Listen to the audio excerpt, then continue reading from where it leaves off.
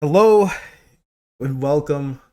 I'm CKK from Broadcasting Esports Every Play, and today we have here Bran from Milky Way. How are you doing today? I'm good. Thanks for having me on. Oh, absolutely, my pleasure, man. So we've got some questions for you here. NA League, we're going into time of recording right now. It's actually the top eight's happening as we speak, so you're getting a little bit of a break for yourself this week, huh? Yeah, I was just watching some of the games before this, but it seems like all the top teams are taking a break this week. Mhm. Yeah, I mean it's been a grueling league. A lot of people have said it's just straight 8 hours or more. But like, what has been your experience with the league so far, and like just experience like playing through it, especially in those top eight because not a lot of people get through those top eight brackets. Yeah, it's definitely different from anything I've played in the past because usually with the Nintendo events they have you play ladder just by itself one day and then a separate top cut on like another day or a week or something. So Hmm. the days definitely last a lot longer, but I've been grinding X rank a lot over the summers, so the 8-hour days aren't phasing me too much. But by the time it's over, it's it's exhausting. Yeah, the sleep is well deserved, I imagine. So I'm glad you're getting the grind in. But I actually have some questions to start off, just like about your team a little bit in Milky Way. You've been with them for a little bit, so we want to know, especially from the inner team dynamics. We don't always get it to hear that, but I'm just curious, like, who are some of the more vocal members on your team who really speak up, especially on comms, and kind of figuring out, like, who's the one setting up, advantaged fights, 2v1s, calling the call back, who's that active shot caller in your team if you have one. I want to say it varies a lot because I think most of the time it all depends on the position we're in the game. Like Mhm. maybe someone will be further back than someone else and they have like a better view of the situation than someone who's directly involved in the fight, and it'll like shift based off those situations, but I don't think there's anyone in particular that really takes that consistent initiative. Okay, so it seems that the role gets passed around a lot, especially between like a lot of people. I imagine Dot Q coming, being the backline of that team, gets to see more of that, from the perspective that she's playing from. It's a little bit more of that open view of like the game state. Yeah, exactly. Yeah, so uh that's good to hear. I'm glad that the team dynamics are going pretty well there. And that you guys are very vocal. It seems that a lot of these teams, the best seem to be vocal all the way around. They'll have like one designated. So um but as you guys are participating not only through the NA League but a lot of other events, I mean, we'll get into, like, coming off your Riptide win. That's a big milestone, I imagine, for you. Um, Nothing you haven't won before, I'm sure, but what is your personal next milestone you think that you want to hit? Like, is there anything that you haven't won that you'd like to kind of conquer and get that win for? Yeah, the Riptide win definitely meant a lot to me. I think for a while now, I want to say since like 2022, it felt like my only goal I had left was just to play at Worlds once and Mhm. not even win it, just play there. Which I mean, like I've definitely come to, I don't want to say accept that if I don't play there, it's fine, but I think that's like the one thing that I'd really want to have the opportunity to do still, if it were to be possible. But I know Mhm. that that's all up to Nintendo, so we'll see where that goes. But I think just as like a base goal, I always want to do my best, and I want my team to do their best as well. So just continuing to win and have success. That's awesome to hear. It's about, cementing that dynasty. I 100% agree, and hopefully we'll see Nintendo do more. I mean, seeing something like the NA League, seeing that Nintendo support. How does that make you feel? Do you feel more confident that we'll see another Worlds down the line? I want to say yeah, but I feel like they have a lot of like you never really know because it kind Mhm. of you kind of have to figure it out yourself in a way because it's like you realize that Europe is slowly getting events, or like OCE and Japan Mhm, are getting events, and then it's like, okay, it's probably gonna happen, so everyone mhm. will start like trying more, like grinding more scrims. But I think that with the pace they're going at with having some events in Japan again in person and everything, that hopefully it's going in that direction. Yeah, we're excited to see that, and this is actually just going off of because you mentioned World is like a milestone. I know these Nintendo events, they're cream of the crop, really. There's not really many other events that are like it, but like, how do you view a community Worlds event like the Splat World Series that happened this past summer? Where do you value like a tournament like that, and your opinion, the gravity, the weight of like a tournament like Um, I think I would put it on the same scale as most of the other big events in the West right now. Like, of course, you have the difference of playing against the invited Japanese teams that have a lot of elite level players. But I think since you can still enter like area cups and get a similar experience, it doesn't feel like too prestige to me Mhm. compared to like the official Nintendo events. But they're definitely still really high scale events that a lot of people, including myself, are gonna try their hardest to practice for. Yeah, absolutely. That in-person aspect of that Nintendo, branded event definitely it adds something to it. So I 100% get where you're coming from. And hopefully the community could get that up and running one day. We'll have to see. We'll have to see what they're cooking up. But going back a little bit to the home and not just looking at things internationally, with the NA League, like you said, you're used to in these big grinds, right? 8 hour grinds. You said you're used to it, but how's your team feeling going into a set? Are you keeping the energy up and trying to keep them motivated, or are all you just really hungry grinders that could just play through a lot of those sets back to back? That's a good question. I think it varies a bit. I'm not a very I'd say I'm calm most of the time. Like I'm not Mm-hmm. very loud or energetic or anything. I'm not gonna be yelling in the comms ever. Mm-hmm. But I think when we really need to focus, the it's like flipping a switch. Everyone will bring the energy that's necessary for those matches that really matter and keep it consistent throughout the 8 hour shift. Mhm. Yeah. You seem to have a very like calm, relaxed vibe to you. So I have to ask, are you typically the person that stops tilt when it starts to arise in the team, or and if you are like how do you manage that? Because you seem like a very chill guy. Very calm.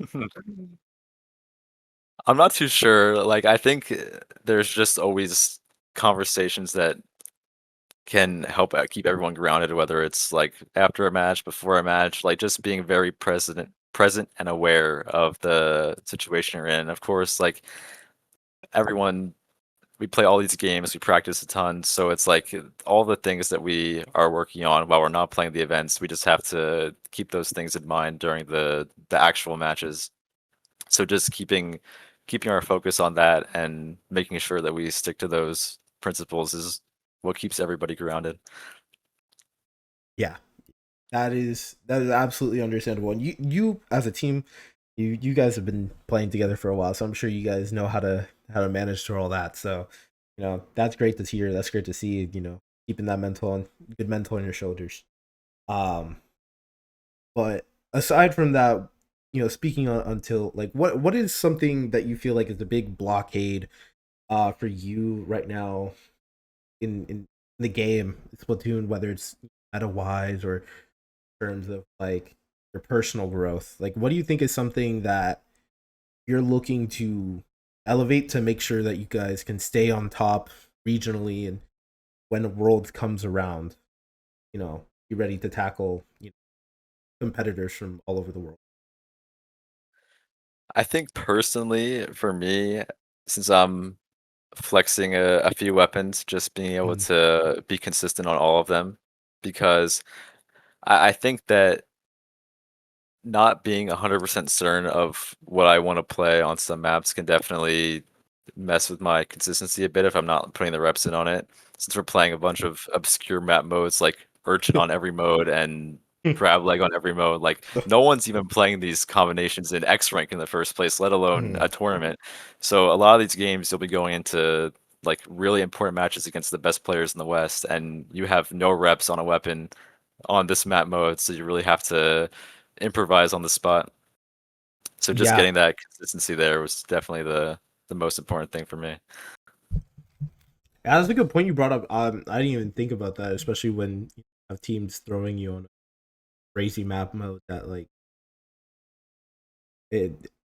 Enemy teams take me to a a map mode that I would not go by myself, or however that joke goes, but or where I would not go with a gun.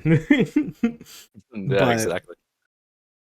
yeah, it's interesting to hear that adaptability is definitely the hardest part because Nintendo will throw you those curveballs and you just gotta roll with the punches. So that's good to hear, honestly, that's something that you're looking forward to. That consistency is important.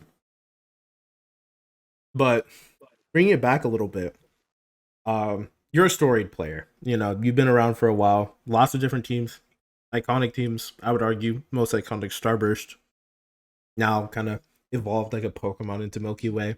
Um, but where do your roots lie? Like how did you really get into competitive Splatoon? And specifically, like what was your rise into getting into big name teams like Starburst? In 2015, I I think I first played I want to say the second test fire for Splatoon 1 because I had played competitive Mario Kart Wii prior to playing Splatoon Mhm. back before it came out. And one of my friends from that game, there was this like brief time period where everyone was transitioning from Mario Kart Wii to Mario Kart 8 when it first came out.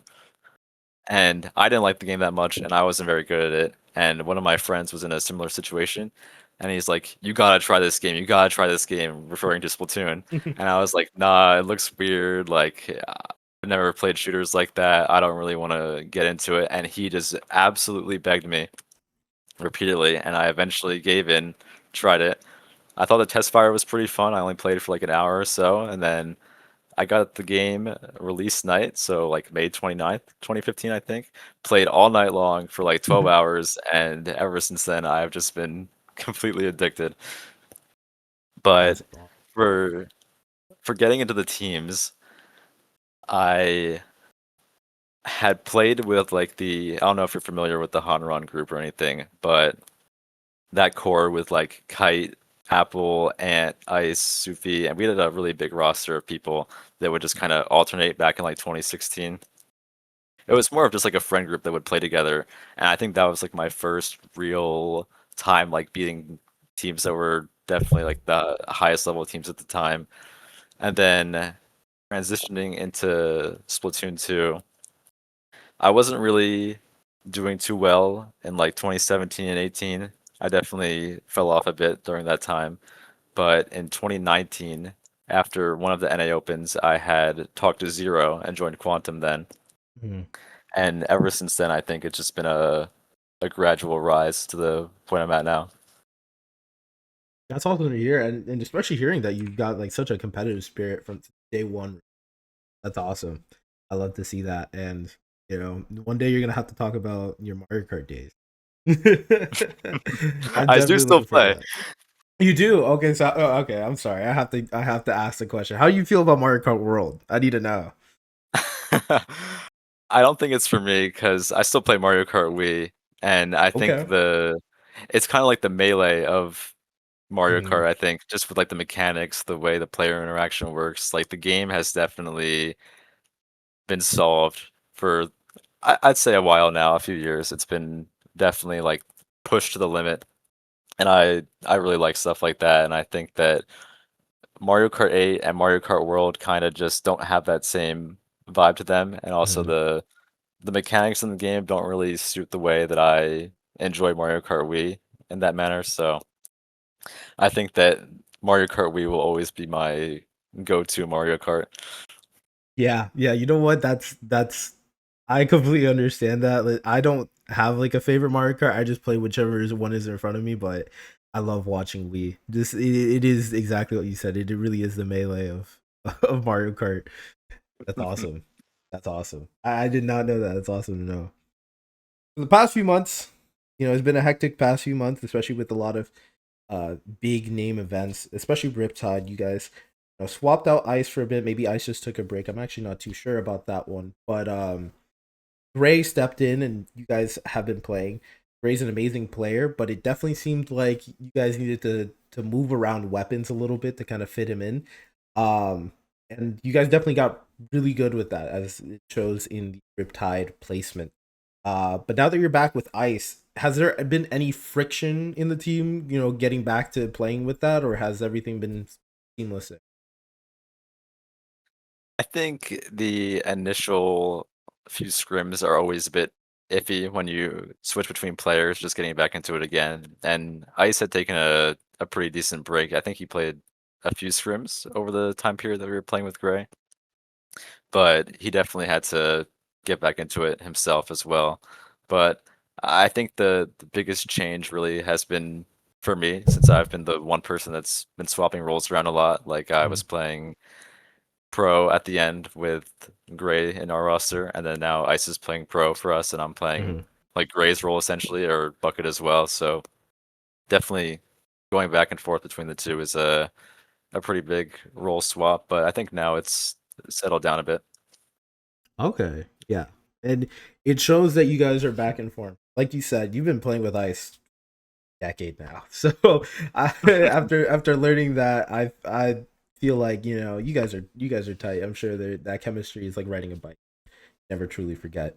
So yeah, that's great to hear that things have been coming back together, and it shows in the NA league. You guys have been doing really well there.